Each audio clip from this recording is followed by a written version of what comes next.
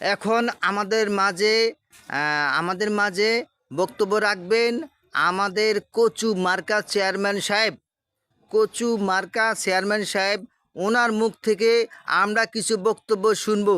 আসসালামু আলাইকুম। ওয়ালাইকুম আসসালাম ওয়া রাহমাতুল্লাহ। আপনি দর্শকদের উদ্দেশ্যে কিছু বলেন। ইনশাআল্লাহ বলবো, বলার জন্য আজকে আসছি। এই জন্য দর্শকের জন্য বলার জন্য আসে। বিসমিল্লাহির রহমানির রহিম।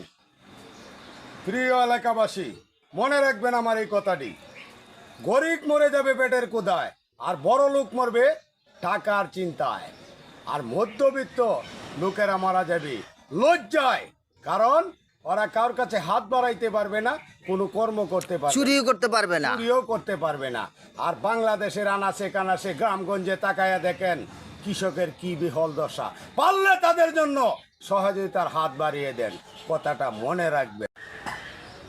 এখন আপনাদের সামনে ভাষণ রাখবেন চেয়ারম্যানের 1 নম্বর কাটি চামচা জনাব মোহাম্মদ শাহ আলম ভাই। শাহ আলম ভাই, আসসালামু আলাইকুম। ওয়ালাইকুম সালাম, কেমন আছেন? আলহামদুলিল্লাহ। তাইলে ভাই, চেয়ারম্যানে তো অনেক ভাষণ দিয়ে গেল, আপনি যদি দর্শকদের ব্যাপারে কিছু বলতেন। আমি দর্শকদের উদ্দেশ্যে একটা কথা বলতে চাই। এখন আমাদের মাঝে কিছুক্ষণ আগে বক্তব্য দিয়েছেন আমাদের এই কচু মার্কা চেয়ারম্যান সাহেব। উনি যদি এই কচু মার্কা চেয়ারম্যান সাহেব পাশ করে জয়যুক্ত করে পারে, তো দেশে গরিব অসহায় মানুষদেরকে কিছুক্ষণ আগে চেয়ারম্যান সাহেব যে ভাষণটা দিয়েছে, তো যারা গ্রাম অঞ্চলে আনাচে কানাচে যেখানে যা আছে বন্যায়। কৃষকদের বন্যায় এত মানুষের ফাঁকা ধান পর্যন্ত সব কিছু নষ্ট হয়ে গেছে।